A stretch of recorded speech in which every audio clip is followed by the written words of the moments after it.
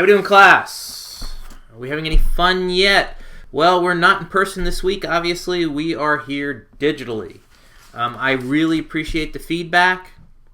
A couple of the teams did provide me feedback. I think this was a step in the right direction. I mean, just look. I have 6 pages of questions. I think last time I had 10 pages.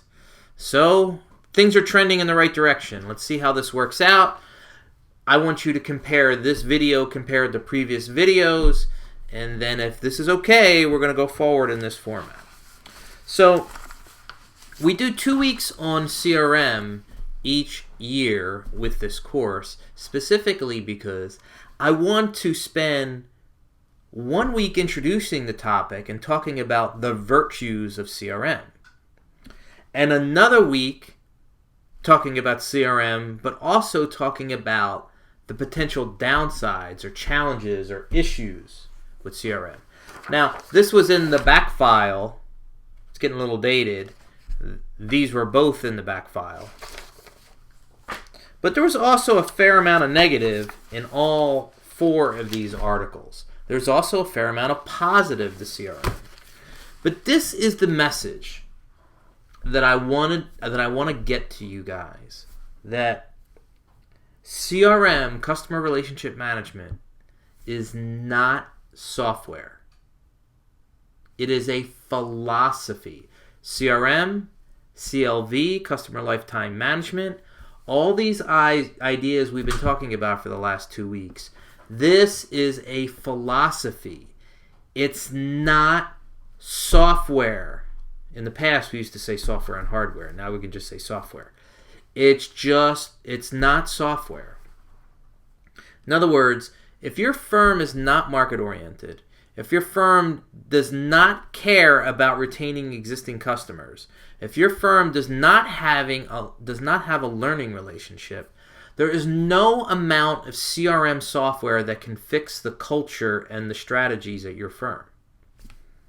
I think a good analogy for this message I'm trying to hammer home to you is every one of us that is watching this video right now has a very good friend or knows someone at work that is a 100% complete asshole. They're morons. They can't help themselves. Now, does Facebook fix their assholeness? Does Twitter make them any less of an idiot? I know you're laughing, but the answer is no. Technology or software cannot fix their cultural deficiencies. And the same thing we can say about CRM and the firms that, try to implement this stuff. If you do not have the right culture and the right philosophy, and you're not market-oriented before you adapt the CRM will fail. It'll just be something else that happens at work. Now, we start hearing that in the first article. Now, Susan and Dave, I know Susan and Susan pretty well. I only met Dave once or twice.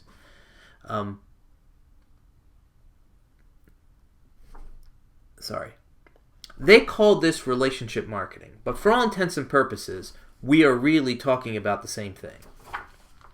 So let's talk about some questions here.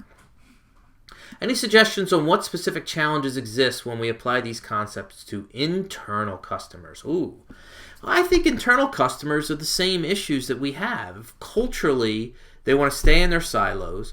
Culturally, they don't have that learning relationship and they don't want to. If culturally they're more rewarded for new customers as opposed to retaining the existing customers, then that's the issue. Okay? Relating this to last week's discussion about title, is title's concept contradictory to the message in this article? Do consumers really care if Madonna and Beyonce, who are extremely rich, get a larger portion of the revenues from Arista, Spotify, or iTunes? I would argue that they don't care, meaning that consumers don't care. Following the suggestion from this article, it may be a better approach to give the music away for free in order to build that relationship with the fans who spend money on concert tickets and merchandise. Foo Fighters' latest album is free to download with an option to buy vinyl, which is likely exactly what their fans want and care about. Okay. This is a very big and broad question, and I really like the way you are thinking. Now, I'm answering this, not Javier, okay? I'll get Javier to chime in with his own comments, okay? In today's day and age, and we have an article later in the semester titled Free, but this is the freemium model that really works well in the bottom-up world. Now, it just so happens that Madonna and Beyonce and Rihanna and Jay-Z and Kanye are one of the few artists that could probably still charge for their music. Taylor Swift. Okay? But for most other bands, and Foo Fighters is a pretty big band, Radiohead is a pretty big band, it probably is best to give away the music away for free. I think if you want someone to start a relationship with you, the Foo Fighters giving them that much value on the front end of the relationship will get someone else to form the relationship. I think we're in agreement here. I'm going to get Javier to respond to this one as well. With the rise of social media, is email marketing still effective? Yes, yes, yes, yes. Email still has some of the stronger metrics than a lot of stuff that happens in social. There are Twitter streams that you ignore. There are snaps that you ignore. There are Facebook posts that you ignore. But somehow or another, well, it depends on how many email boxes you have, you tend to still go through your email, relatively speaking. Whereas building an online relationship via social media platforms is a better choice when allocating marketing. I don't think this is an or, though. I think email marketing is a channel, and the social platforms are also channels. Okay? Depending on what you want to accomplish is which channel you use. Believe it or not, email usually is best for when you already have the relationship and they already opted in. Starting the relationship with email is probably not the way to go. But maintaining the relationship with email can be very, very effective. Okay? You see the difference? Social could be more starting the awareness thing, because social is a lot easier to spread. There's a lot more virality to social. So you may have a tweet, a snap, a YouTube video, a Facebook post, a Tumblr to try to attract more interested parties to your message. Remember, social is majority, for a lot of scenarios, searchable. Email is not searchable. There's no SEO or an SEM for email. Hold on. I keep forgetting to take the phone out of my office before I do these. Do you believe that these annoying 30-second ads before you watch YouTube clip negatively affect the relationship with the brand and the consumer? It doesn't help. We call it interruptive advertising. The ads are an interruption between you and the content. At some point in the semester, we're going to talk about native advertising. I'm a much bigger fan of native advertising. Okay? But as long as they let me skip within 5 seconds, I'm okay. And why shouldn't the ads be only 5 or 6 seconds anyway, Why can't companies put aside relationship marketing and focus completely on the quality of the product? Perhaps keep basic market...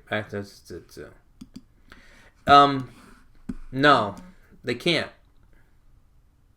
We're going to see when we start talking about crowd, it's the relationship and the learning relationship that the companies get all their good ideas to improve on the quality of the product. And believe it or not, there's a lot of mediocre products out there that have much bigger audience, crowd, and market share than the higher quality product.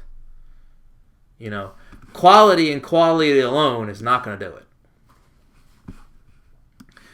To create a more customer-oriented relationship, do you believe that some companies will simply make their marketing efforts more discreet so customers don't feel swindled or exploited? No, I'm not.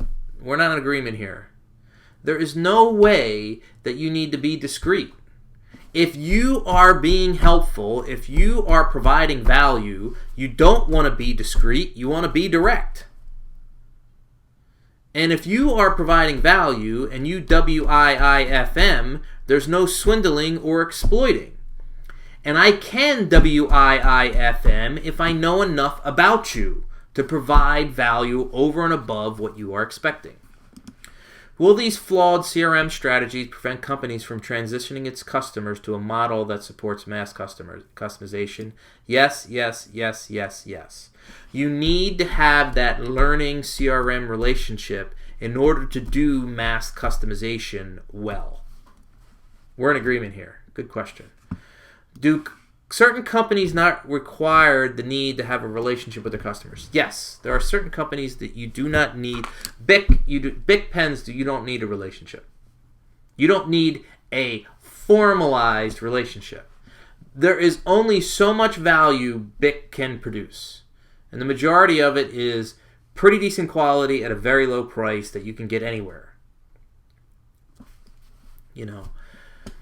But to be honest with you, it used to be the case too that it was impossible to have a relationship with Bic pen. There wasn't a real good, simple way of doing it. But now you can have and we can talk about typology of relationships here, all right? You can just follow Bic on social and digital and have a very informal relationship with them, and there's still some level of a connection to the brand. Which company do you know that has the best relationship marketing? Harley-Davidson, Harley-Davidson, Harley-Davidson, Harley-Davidson. I think you asked me which company, and I'm going to tell you it's Harley-Davidson. Harley-Davidson doesn't do a thing without their crowd.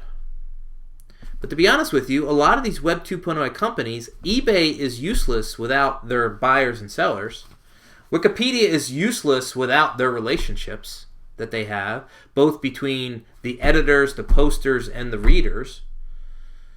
In this bottom-up world where Facebook is only useful is if people come in and volunteer content for free to their audience. This is a new model. It's a big deal. Can customer satisfaction be a good indicator for NMA versus ally idea? Well, we have this typology that she has in this article, and it's also in various the other articles, where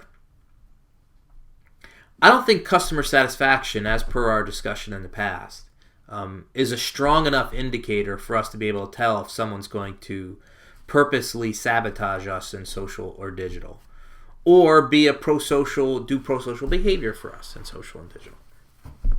I think loyalty is the stronger indicator. What are the shortcomings of relationship marketing as is currently practiced today? They're listed in all these articles. This article here, which we're going to get to in a second, is spectacular. What not to do? Mistakes to avoid. Don't create a new commodity, making it really difficult for them to earn their points. Use dollar for dollar. Don't reward disloyalty. Don't reward volume over profitability. Don't give away everything for the store just to keep people buying in volume. Don't promise what you can't deliver. It's one of the reasons why this article is in your packet. Building profits by putting customers first. What does that really mean? Well, you build long-term profits by really caring about your customers, providing them value over and above what they expect. Right? So if you under-promise and over-deliver you will end up building higher revenues, therefore higher profits, because you are providing so much WIIFM that people go, oh my God, I'm going to do nothing but buy from this company. I'm going to do nothing but go on vacation to Disney.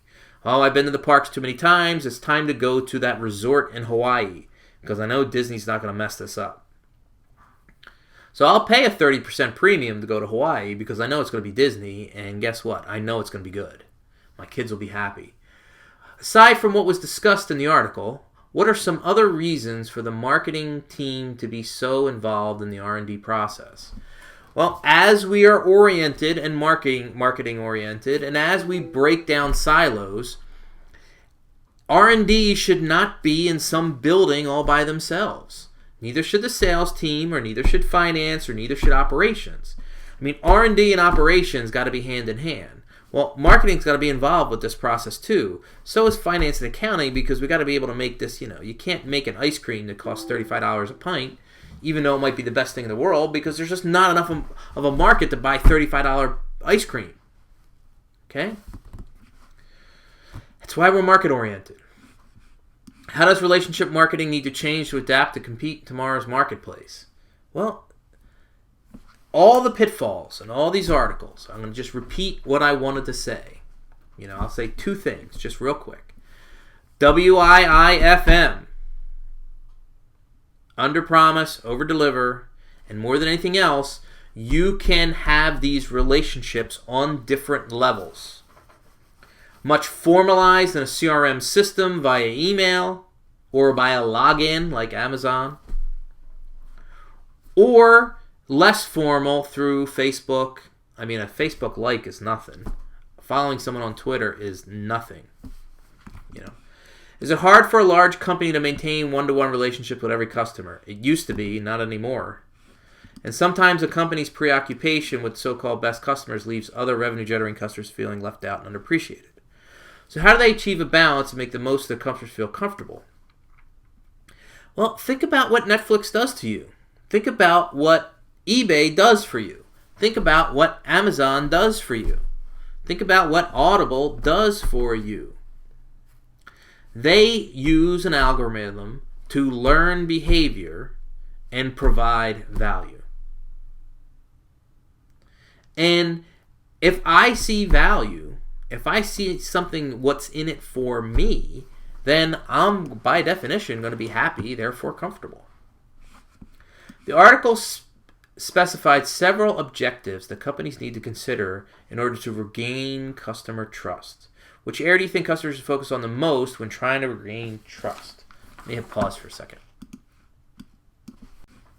More than anything else, the way companies think about the CRM database, they think about the CRM way as a way to market to you even more and not provide value. So in other words, they get your CRM stuff, your loyalty card information, and then all of a sudden you get spammed both socially and digitally with offer after offer after offer after offer without being specific. I know we have a Groupon question coming up, but sometimes I feel that Groupon does that. They really have no idea. They're just trying to throw a whole bunch of crap at you and see which one of these offers you might check out. In the article, they talked about retaining intimacy. But, I think intimacy is a pretty tough word. I mean, we're talking about relationships, so I guess that's why they use the word intimacy. But really, just say providing value. Once the companies regain the trust of their customers, what other changes will they need to make in order to keep the trust and retain customers going forward? Well, once they gain the trust, there's some brand equity there. We have an equity article coming up. You maintain equity by being consistent and always providing value. If there's no reason for me to consider another cruise line, why would I go on another cruise line other than the one that I had a really good experience with? Okay. I love this article. Well, I love this article too. But I love this article. And the reason why I love this article is because this, on page 127, this endowed progress effect, I've actually done some academic papers, peer-reviewed papers on this effect, and it is real and it is strong. It's legit. And this is something so simple you could do at work. Every one of you at work are trying to do something to persuade your employees to do something, right? Well, the endowed progress effect tells you exactly that. It's buy 8, get 2 free. Well, guess what? Give them the 2 free first. It's so simple. So simple. So in other words, instead of taking 16 weeks to get through the 10 car washes, they do it in 13 weeks, 3 weeks shorter. And the span in between each is quicker. And as they get closer to the 7th, 8th, and 9th purchase, because they already had the 2 free up front, they get closer together. It's like having the wind at your back. I love this article. And this article is so straightforward. What can loyalty programs reasonably do? Love these black headlines. There's 5 goals. What do they not do well? These levers of loyalty that start on page 128. This is persuasion to me more than CRM stuff, and I have a whole slew of persuasion books. Love that topic area. This is a spectacular article. Love it. It would take a lot for me to delete this out of the readings list. All right, let's answer some questions. What is the best or most effective reward program you are a member of? Amazon. It doesn't seem like I'm a member of a reward program with Amazon, but Amazon does the best job of learning and providing more value. Personally, I believe Panera does an excellent job and does many identified things in the article. Worst? There's a lot of worse ones. Oh my gosh. The worst ones are the ones that just spam you. You get email after email after email. I have 5 email accounts, and one of them is specifically for when I do a loyalty card thing, because I don't care what they send to that email account. It's just pure spam. But my good relationships, I'll move out of my spam email, which happens to be my Comcast email, into one of my other emails that I check more frequently. The article articulates my long-standing thoughts about supermarket loyalty cards. Is there any more than the article describes? Are they really that blind, or they just do it because other supermarkets are doing it too? They really are that blind, and they do it because other supermarkets are doing too. And most supermarket loyalty cards, and most loyalty cards in general, are nothing more than a way to give you coupons. However, oh my God, why am I drawing a blank? The largest supermarket chain in the United States, it'll come to me sometime before the end of this video. Their loyalty card data collection is unbelievable, to the point where they do Amazon-like features to the people that are on their cards. They are probably $1 billion to $1 billion a year more profitable than any other retailer, because they're able to provide services, values, ideas, various things to their customers that other supermarkets aren't doing, because the other supermarkets are just spamming you with more coupons. The loyalty card is nothing more than a coupon. It'll come to me. It'll come to me. How have things changed with loyalty programs since the writing of this article? Well, when we talk about this article, this was written in 2006. In 2006, we didn't have the algorithms to the level that we have them now. Okay? 2006 was early days. Yeah, we had Amazon. Yeah, we had Netflix. Netflix was just on the bubble there. Yes, we had eBay. But they were not using their algorithms as targeted as they're using them now. That's really the big difference. And the Targets of the world and the CVS's of the world, they use the algorithm to provide value and to learn. It could be the case that Target learns from 150,000 of their customers that if you buy these 3 products, the natural thing that helps these 3 things is product D. Yet there's another 450,000 customers that is in Target's database that have bought these 3 products and don't see that connection to D. And all they have to do is write a blog post or do a video targeted to these 450,000 people. And I mean, that's pretty much how this article describes it. Yes?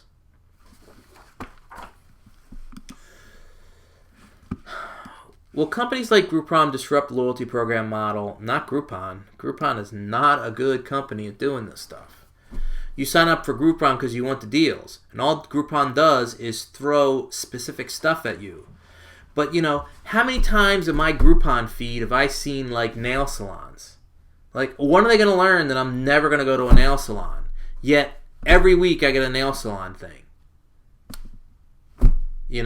So they're not going to disrupt anything in my eyes. Groupon should be more search engine-like, to be honest with you, as opposed to a complete push model. I think they should be a pull model. If you Google... God, I wrote this a long time ago.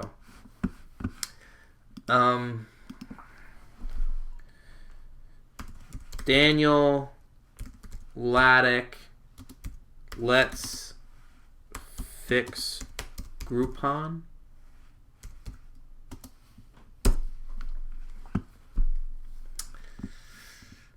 Let's see.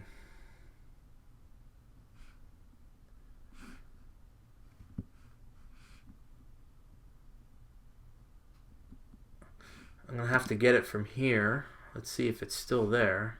Let's fix Groupon's business model.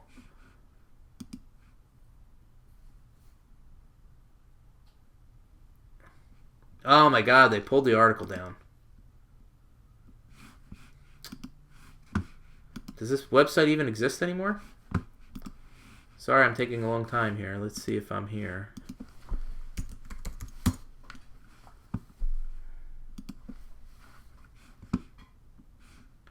There it is. It is here. I'll include this link. Groupon, Google versus Groupon. Let's revolutionize or at least fix Groupon's social coupon model. Look, that's me without a beard. I wrote this in 2012. This was 4+ years ago. And Groupon still has not changed. So they have not been Dr. Dano'd. I'll send you this link. Loyal customers are ready to be rewarded because they come in, restaurant, big discount, there's business partners. See, what Groupon does is exactly what this article is telling you not to do. They're giving away their margin, right? They're not creating, well, they didn't do the new one. Let's see. They're rewarding disloyalty. They are rewarding volume over profitability. They are giving away the store. 3 of the 5 things you shouldn't do, Groupon does. I mean, even for the restaurants that use the Groupon, none of them do a good job of retaining those people that come in and try the dinner at 50%. Where's the follow-up? And every one of you have done this. You've tried a restaurant. You've gone there. You had a good meal. You paid half the rate you were supposed to be. Did you ever go back? Did they ever contact you again? Was there any follow-up from that particular restaurant? Why is Nordstrom often so mentioned in marketing-related studies? Nordstrom is one of the 4 or 5 exemplar companies. Disney, Nordstrom, Apple, Harley Davidson. I'll think of a couple more. Nordstrom is a very, very well-run, market-oriented firm. If you ever have to buy shoes, go to Nordstrom. Go to Nordstrom. Real quick story. I'm not going to take too long here. I don't want to take forever. So, a sales associate at Nordstrom. Nordstrom has clients. You actually develop a relationship with the salespeople in Nordstrom. They take care of you.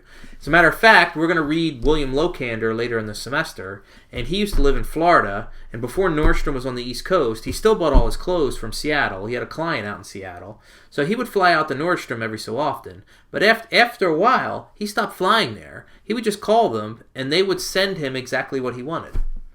Because they knew him, they knew sizes, they knew who he wanted, they knew da-da-da-da. But Nordstrom had a sales associate. This is a true story. He was working with a particular customer The customer checked out, left the store, and was in somewhat of a rush because he had to go to the airport. Left his briefcase for the sales meeting in the Nordstrom store. He drove to the airport to try to meet the guy and give him his briefcase. The guy's plane already left. He pulled out his credit card, bought a flight to that city, and delivered the briefcase to him. Oh, Ritz-Carlton is another one of the companies that's often used in case studies. That's Nordstrom. No one had to tell him whether he could do that or not. He just did it. And yes, he won an award for that and got promoted. What would be the state of the loyalty program look like for an industry that's never implemented one like before? Ooh, how do you start? How would you start a loyalty program? Well, I'm going to start talking about this. They have to opt in, but you really need to provide value. There needs to be a reason to do it. If there's no good reason to do the loyalty program from the consumer's perspective, then it's not going to go anywhere.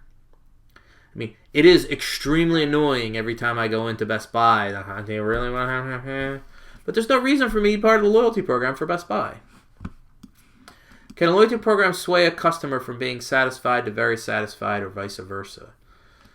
A good loyalty program can make you more than very satisfied. They can make you extremely satisfied. They could make you loyal, and they could make you do pro-social behavior. Yeah, I'm in agreement there. What is the way we can distinguish between a good and a bad old customer? Well, an existing customer that is a bad relationship is someone that costs the company more money to service that customer than they are getting in revenue back from that customer. That is a bad old customer. Okay?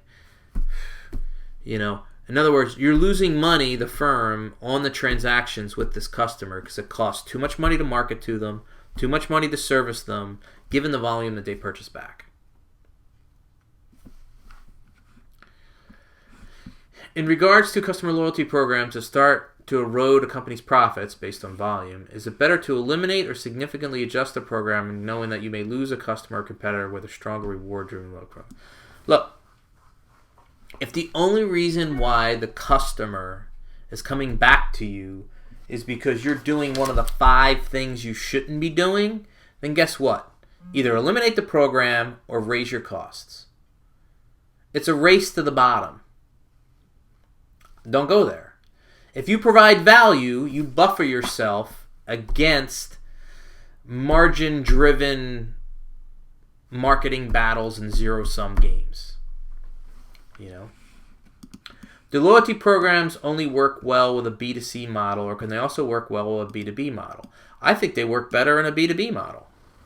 Are you kidding me? Now, it's just these are more top of mind, but B2B models? I mean, we already know the business class and the most expensive seats on airlines are all B2B. None of that is B2C. Well, you may be thinking that a C person, a consumer, is actually buying that business flight. But you can also go into in-channel promotions. I mean, any of you that are in retailing that work in the supermarket industry and all those slotting allowances and all the relationships through the supply chain to get that product on the shelves, those are all programs that are done. Kroger is the retailer that's the best supermarket chain with their incredible loyalty data and stuff like that. Knew it was going to come back to me at some point.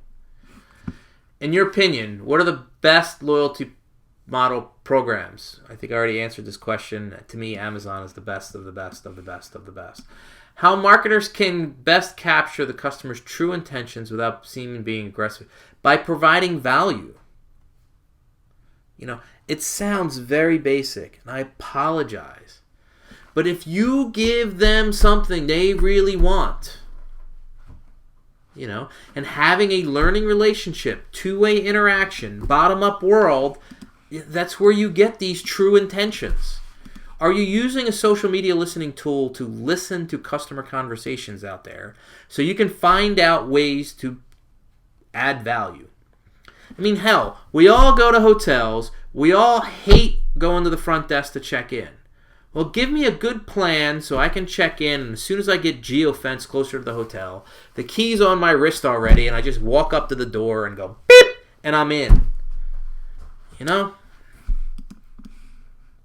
Can we expect an honest relationship with customers when profits will always determine the company level of commitment?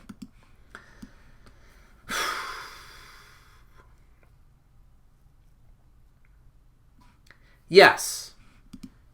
I don't think profits is a dirty word. If you provide value and you nurture a relationship, a sale, revenue, and therefore profit is your reward. And that's the way you need to think about it. Customer first, take care of them, and then we will get what's ours. I don't think they're mutually exclusive. Can we create a loyalty program to attract a customer and then change its modality later? Oh, yeah. Think about, I know it's not a loyalty program, but think about what the Japanese auto manufacturers did in the United States market. Honda was very happy that people were buying Honda after Honda after Honda, customer lifetime value, but they knew they started losing certain customers once they got to the mid to late 40s, early 50s. Why? Because these families got promoted or they were doing better financially and they wanted a nicer car and they really wanted another Honda, but they wanted something nicer. That's where Acura came from. That's where Lexus came from. That's where Infiniti came from. Those are brands that were created for the U.S. marketplace. Go to Central America and try to find an Infiniti, and it doesn't exist. I remember going down to Panama. They're starting to show up a little bit. Recently, is a couple years ago, and to see the Lexus LS, 460 in a Toyota dealership and with a Toyota name on it. To see Infinitis marketed as Bluebirds, like the Nissan Bluebird, instead of the Q30. Do you have a respectable product service line and a reliable business model? Is that important to have a loyalty program? Yes. See, to me, a loyalty program is one of the basis of a learning relationship. You need a learning relationship. If you don't have a learning relationship, you're not going to find ways to find value. Apple basically does not have one. They do not have an explicit loyalty program, but Apple has an explicit learning relationship with you. It's in the store. It's called the Genius Bar. It's online with the chat and tech support.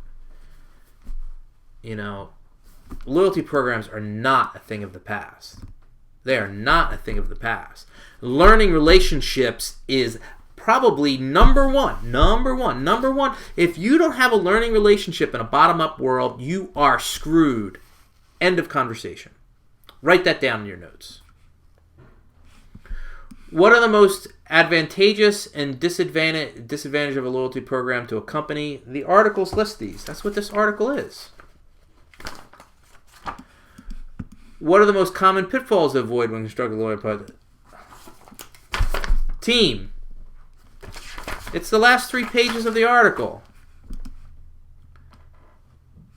As stated in the article, loyalty programs for promoting existing customers to make their next purchase, winning back lost customers, and driving users, But if companies or brands spend the same amount of money on making new customers, would they make more profits? No. It costs more money to market to new customers. New customers do not buy as frequently. There's no doubt progress effect.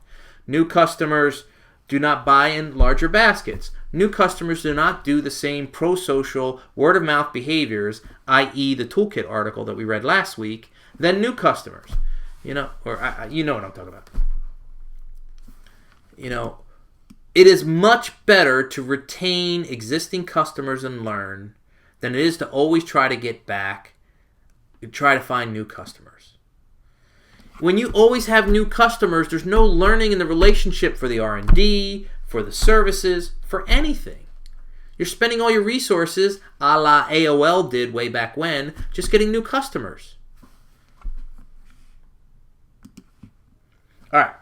Very good. All right. Marketing when customer equity matters. I have a feeling you guys didn't like this article as much. This is somewhat like a toolkit article like from last week. These guys are modelers, meaning that when you read the marketing science version of this article and not the Harvard Business Review of this article, I can't read it because it's all in Greek. But I like this was in the spirit of this class, they tried to determine the big picture, right? And it came back to the same thing. And if you look on page 121, the logic behind the equations, we gain equity and we learn through relationships, and that's where we gain longer term value. It's cheaper to market to existing customers, period. Is it possible to create an effective marketing tactic that can boost sales in the short term and in the long term also benefit the buyer and seller? Well, you might get one short-term blip, but usually short-term tactics is not something that's going to help long-term anything. That's why it's a tactic and not a strategy or a philosophy. Seems logical to tie marketing expenditures to accurate measures of impact and performance. Why has not doing so been so tolerated? You need someone within the silos, to go across silos to even get the data like this, like the article we had last week. Remember in the article last week, they did those experiments. They were providing 15, 20, 25, 30% returns. They were only using 5 or 10% of the total customer population. The company didn't trust them. The company didn't want to do it. The company didn't want to think outside of the box. In order to do something like this, it needs to be part of the culture of the company, which is why Amazon can do it. But this was probably some kind of a rogue project within Wachovia that the one author, it's probably Daniel. Somewhere they list the authors of these things. Is it Daniel? Daniel is a senior vice president and director of statistics and modeling for Wachovia. So he probably just, because he was high enough up the totem pole, he had access to the data, had enough conversations with a professor who's a modeler, and said, well, let's see what happens. Wachovia went out of business. What kind of influence did its marketing have on the poor decisions? Look, in a siloed world, marketing is one of the silos, and 3 people doing a rogue project cannot save a company if their assholeness makes them still an asshole. Wachovia did a lot of other things, and Wachovia ended up, they didn't completely go, didn't they get bought? Did they get bought or did they completely go under? Let me check real quick. So, Wachovia was not market oriented. They got busted up in the financial meltdown of the century, and federal regulators forced them into the arms of Citigroup. For spurring that shock of winning, as Wells Fargo wrote in a richer offer. So they're part of Wells Fargo. But, they got caught in doing all the stupidness and not being market oriented, prior to the financial meltdown, and that was enough to put them under. Christmas. I don't know what that is. Okay.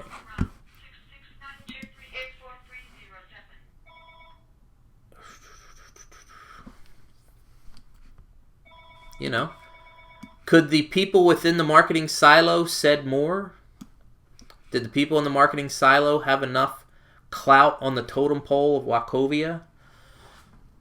No.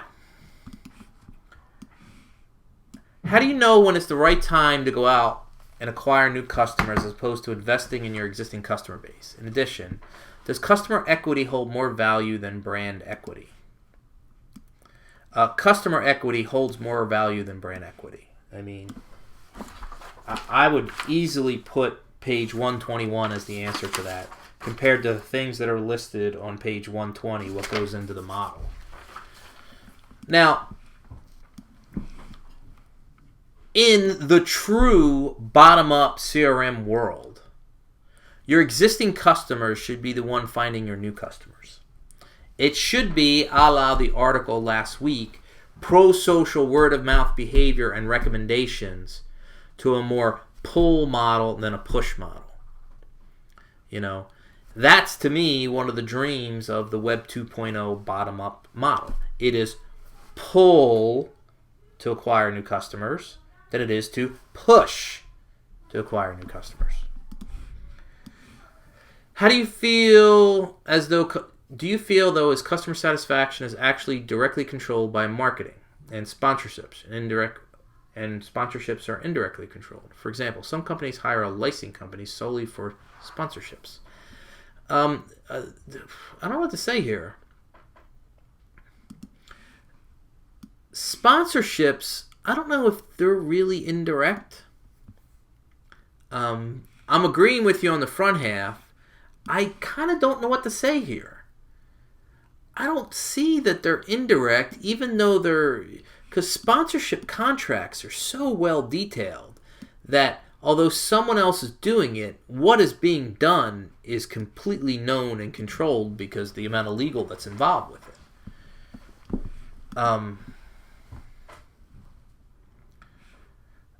A lot of the companies that do the licensing really are not companies either. They are licensing entities. Polaroid, for instance, doesn't exist as a company anymore, but it exists as a brand that if you want to go buy a Polaroid television, you can. It's bananas, but yes. With modern day technology and analytics, how is it that quantitative models are only just focused on within the marketing function, even when the 2008 this article was published? Has there been a standard use of quantitative models since there is... God, where's my finance students in class? This was not a finance student that asked this question. I mean, the quant jocks that are happening within finance is unbelievable. The quant that's happening within the supply chain is unbelievable. This is just a marketing professor, and I'm a marketing professor, so I tend to be giving you more of my lens. Oh, but there's a lot of it out there. Oh my gosh. We're even starting to see Moneyball-like HR algorithm models at corporations. Although that's not that well developed. Especially compared to supply chain is brilliant stuff.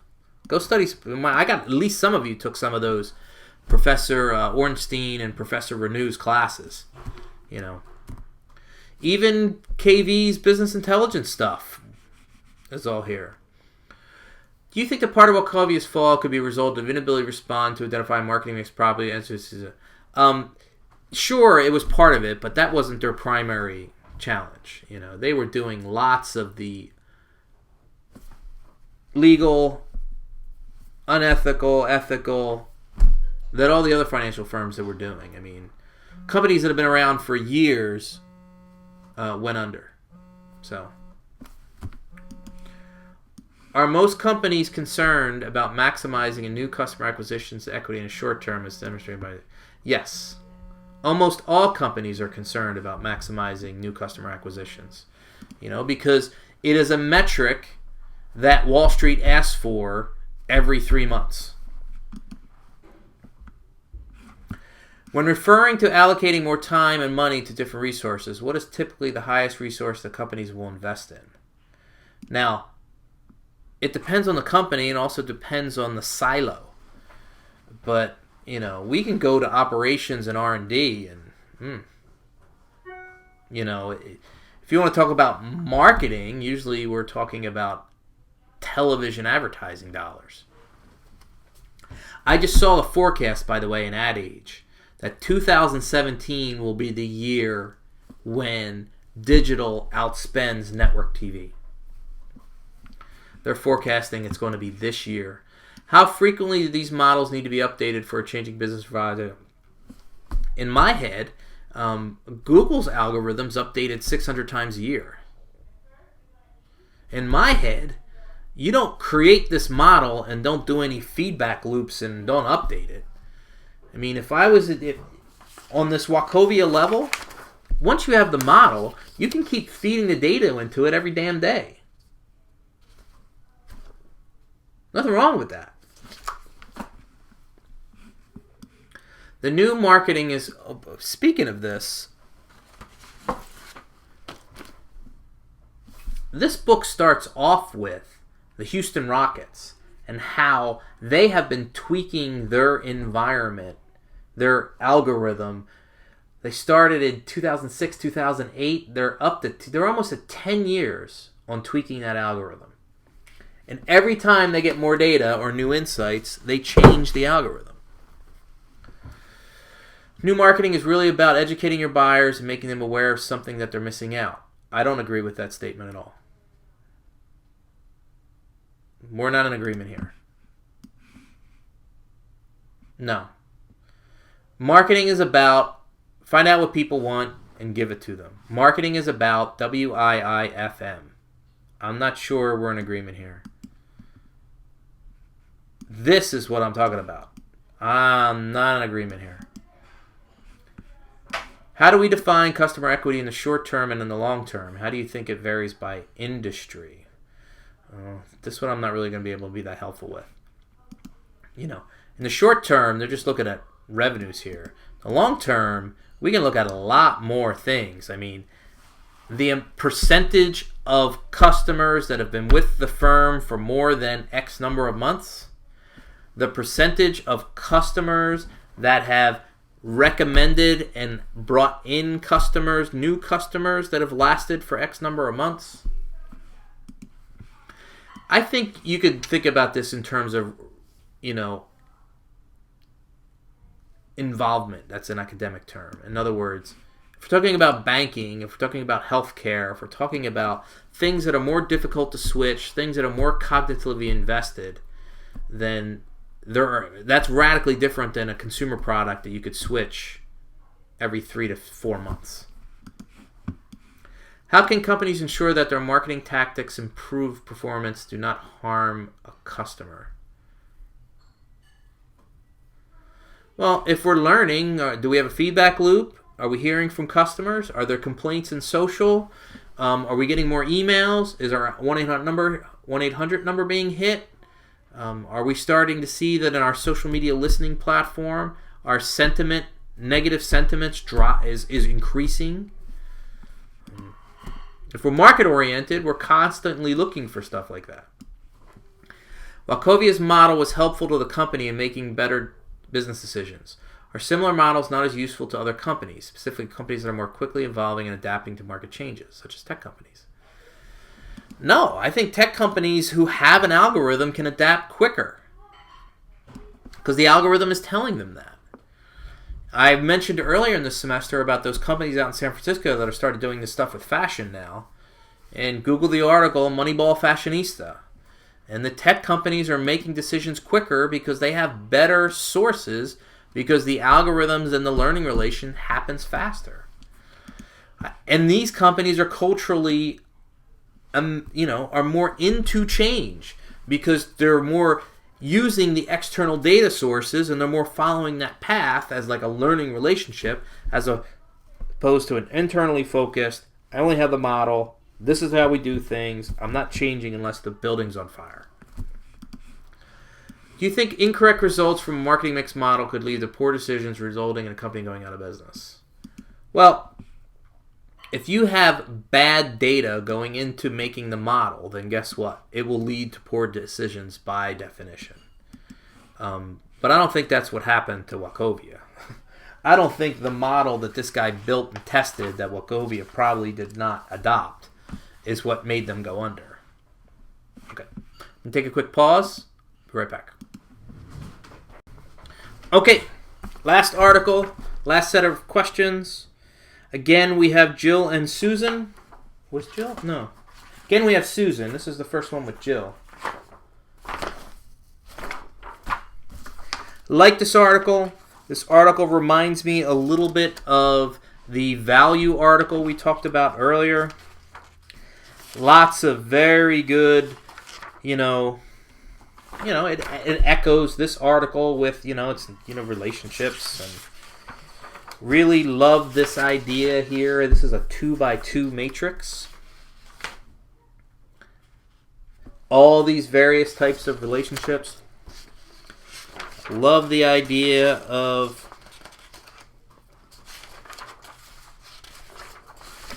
The other articles talked about upselling or cross-selling or moving people from relationship to relationship. We saw that in the toolkit article from last week, how if we can get people from various categories to get to this category, what that means.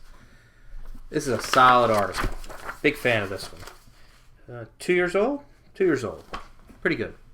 All right, let's see what they have to say. All the examples in this article focused on consumer relationships as opposed to B2B. Now, to be direct, it's easier for us to get data on consumer relationships, which is why they went that route. You saw how they collected the data. Are there significant differences applying these concepts to these other types of markets? I do not think there are significant differences applying to these concepts to other markets. And usually in B2B relationships, there are more partnerships, there are more relationships. It's easier to form the relationships. Now, B2C relationships, there might be more of them. B2B, some of these relationships might be mutual exclusive because once you buy a certain aircraft engine, you're not switching the engine. Okay? No, but I think a lot of this could be directly applicable to B2B. I think they did a solid job here. What kinds of industries commonly have adversarial relationships with its customers? How's that cable contract you have? You happy with that cell phone bill you get? Where the company kind of has you at arm's length. God.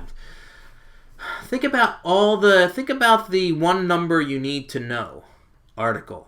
Think about all those relationships where you're kind of forced into something. I mean, do you fly in and out of Newark a lot? Are you really that much in love with Continental? But you just fly them because they're the greatest number of flights from Newark or Continental? How can a brand switch to its target customers and expand the target by using this strategy?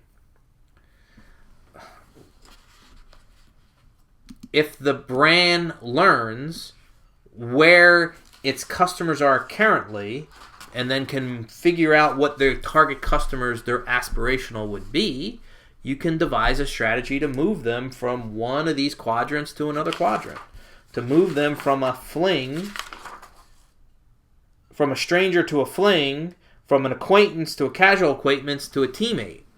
You can create strategies to do so. Do CRM software today integrate with social networking sites? Yes. And it's starting to do it even better. Is there a danger to doing that? Why? Providing that the consumer opted in, i.e. American Express asked what your Twitter handle was, you agreed to give them their Twitter handle, and in return they provided benefits to you by allowing them to track your Twitter social feed. Is there such a thing as developing too deep of a relationship with a customer the company knows too much? As long as it's a mutual benefit relationship and that the consumer opts into everything and the company does a good job with transparency and providing value, I think the relationship can be very deep. But it's got to be voluntary. Do you think that more companies can benefit or hurt from the Harley-Davidson approach to personal one-on-one? Gosh. There is so much to learn from Harley-Davidson. There is so much that Harley-Davidson does well and right. There is so much from branding to distribution to R&D to marketing. Harley-Davidson probably spends 50%, 75% less in marketing than does the other motorcycle branch just because of the relationships they have with their customers. What group department should be first to become educated with the customers besides marketing and sales? I want you guys to start thinking about this question differently. We are market oriented. I want to get away from groups, departments, silos. There is no first, second, or third here. I want to get away from that. I'm not a fan of that. If too much data is gathered, will customers approve of it? If they approve of it, then data can be gathered, is the way I look at it. Customers need to approve. They need to opt in. They need to know in advance what they're doing and what they're going to get out of it. And then you can gather all the data you want. Companies engage IT firms to provide managed services. And in this case, let's assume that this is the customer data capture part. Okay? The IT firm is the outside entity. It will be mostly concerned with only providing its primary service efficiently, not worried about the company's strategy. What steps would the company take to ensure that this managed service provider is also oriented to the company's strategy with respect to the customer relationships? Well, the IT firm, maybe they're just collecting but they're not storing. Maybe the IT firm is just collecting and not holding the algorithm to provide the insights. You know, there's a million scenarios we can talk about here, but the collecting of the data is the least value added of the entire process. You know, as long as there's no way that the IT firm can blow the relationship, i.e. their databases are compromised, their collection processes are too pushed, you know, then I don't have a problem with this. I really don't.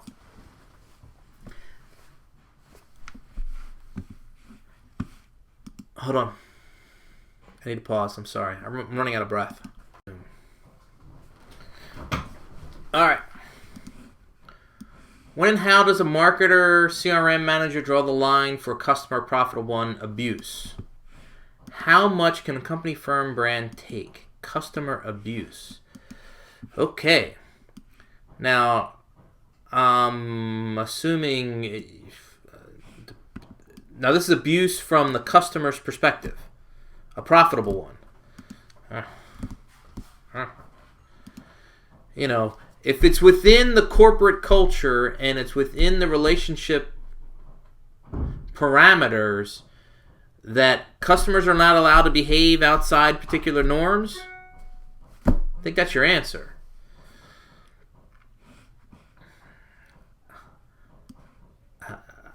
I wouldn't tolerate it. Then again, it's not my company and my bottom line, but there's got to be a way. Is there a company that you can think of that has made a change to how it manages customer relations such that it's model for other companies? Amazon. Is there room for companies? CVS. Target. Kroger. Is there room for companies to fail at customer relationship management and then later succeed if they incorporate what they learned along the way? Could they start off with a transactional Groupon-like loyalty card, Barnes & Noble, and eventually evolve into something much more advanced like Amazon? I hope so. But usually what happens is the dominant strategy and the corporate culture within the firm that agrees to the Groupon-like loyalty card, it's a lot harder road to climb unless you get significantly pushed from above to do more bottom-up Amazon-like one-to-one. Because otherwise, if they have a short-term goal-oriented, non-market-oriented mentality, I don't know how much learning they're going to do along the way. Should marketing groups take the lead and spend money on educating employees in various departments? No. No, no, no, no, no. This is the question that I'm glad you are asking, that by the end of the semester, you're not going to think like this anymore. It's MO, market-oriented. No silos, not just marketing. No. What is the best strategy a company can employ to go about renegotiating their customer relationships? A learning strategy, a listening strategy, an empathy strategy, an external orientation strategy? I think that's how you do it. How can companies know the types of relationships customers want, and by what means? You learn, you collect data, you ask questions. I mean, the typologies that are on page 2, there were certain characteristics, it's not page 2, it's page 74, page 2 of the article. Certain characteristics came into these relationship quadrants. Okay? You can learn and move beyond that. Data analysis is not important to CRM. Data analysis is vital to CRM. Companies can gather data and analyze customers' information in order to know which customer segment contributes the most revenue. That's part of it. But this is probably more practicable for online retailers. It's not more practical for online retailers. It's just easier for online retailers. There you go. So how could physical stores like Walmart, Walgreens, and Stop and Shop, where most of the customers do their personal information, relationship? We're going to do omni-channel in about 2 weeks. We're going to do branding next, I believe, and then we do omni-channel. Okay? And what happens is that Walgreens and Walmart and Stop and Shop think that online is different than in person. Warby Parker does not. Warby Parker is 100% agnostic. So whether that relationship starts in person or whether that relationship starts online, think about how you buy with Amazon. If there was an Amazon store, which there really isn't, but they think there are, but there isn't, and you were to go into an Amazon store, then guess what? You would shop the same way in an Amazon store as you did online. As a matter of fact, the one grocery store that Amazon is piloting in, which would be a great omni-channel topic talk, by the way, there's no cash register, people. It's your phone. You walk into the store and you log online, okay? If you don't log online, you can't purchase anything in the store. It's that simple. You can't buy anything. And anytime you put something into the cart, as soon as you put it into the cart, you actually purchased it. The transaction is done. If you take it out, the transaction gets credited. If it's in your cart, the transaction is real. Go find that topic talk. I hope this was better, folks. Don't know how long this took, but I will take a look. It has to be shorter than what we've done in the past. Thank you for your time. Thank you for your energy. Enjoy.